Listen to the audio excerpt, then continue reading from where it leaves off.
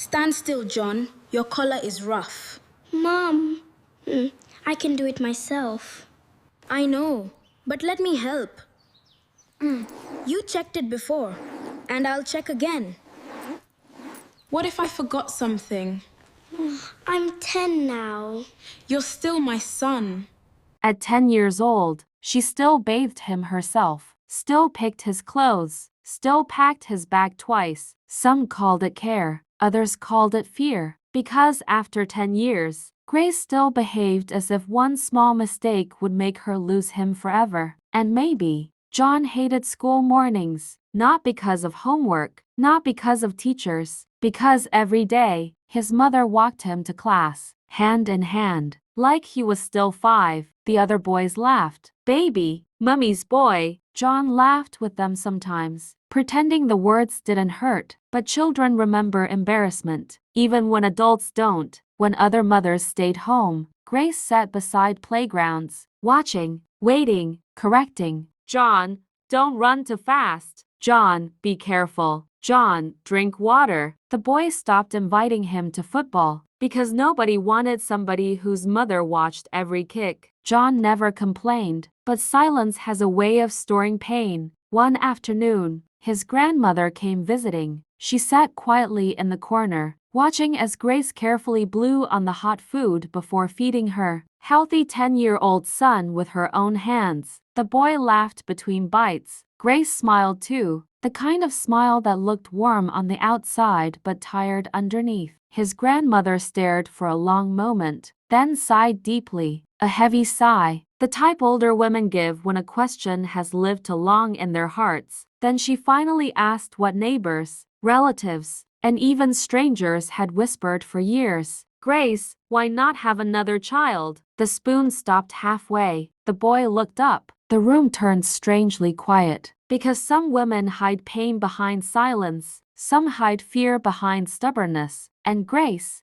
had carried fear for so many years it had become part of her, like a second skin she could never remove. People thought Grace was obsessed, that she worried too much, that she held on to her son tighter than other mothers did. Some even whispered that she needed to move on, to have another child, to stop living in fear. But they didn't know. Before John, there had been pain, hospital beds that smelled of medicine and disappointment, long nights staring at ceilings, hoping for good news, blood, tears she wiped away before anyone could see, waiting rooms where every second felt heavier than the last, silent prayers whispered with shaking lips, and losses so deep she buried them inside herself and never spoke their names again. The kind of pain that changes a person quietly, the kind that teaches someone not to celebrate too early, not to hope too much. John wasn't just her child. He was the answer to prayers she thought heaven ignored. He was survival, proof that after breaking, something inside her still lived. And people protect survival differently, because when you've almost lost everything before, love stops looking soft. Sometimes, it looks like fear. Sometimes, it looks like holding on too tightly. Sometimes, it looks exactly like Grace. For years, David defended his wife. When people laughed, he stayed quiet. When relatives complained, he stood beside her. He never forced questions she wasn't ready to answer. Until one afternoon, his friends began joking. At this rate,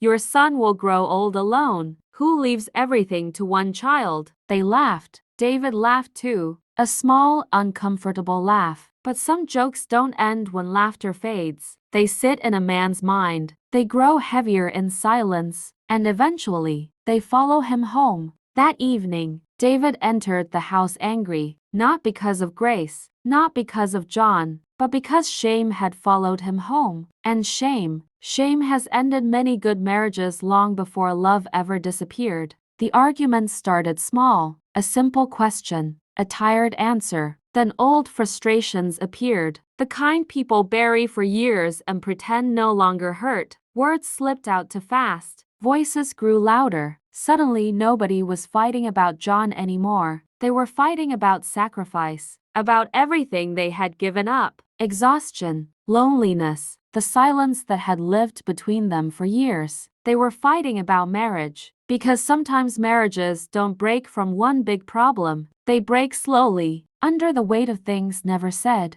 Anger is strange. Most people think tragedy arrives loudly, with warnings, with enough time to stop it, but sometimes, it enters quietly, in 1 second, one mistake, one moment people wish they could take back forever. Grace was angry. Years of fear, exhaustion, and pain had finally burst open. David said something. Grace reached for the nearest object, not to hurt John, but to throw it toward David in anger, to make him stop talking, to release years of frustration. But anger does not always aim carefully, and in a single terrible moment, the object missed David. It hit John instead. Then silence followed, because some mistakes happen in seconds, yet change a family forever. Nobody noticed John walking in. Nobody saw him standing there, until the sound came, then silence. The kind of silence families never fully recover from. The hospital tried, doctors tried, but some damage arrives too fast. And that night, Grace learned something terrifying. Sometimes the person we spend years trying hardest to protect becomes the one we accidentally hurt the most. That was the beginning of the problem in the house. Watch out for part 2. And if this story touched you, subscribe and drop a comment below. Your support encourages me to keep creating more stories like this.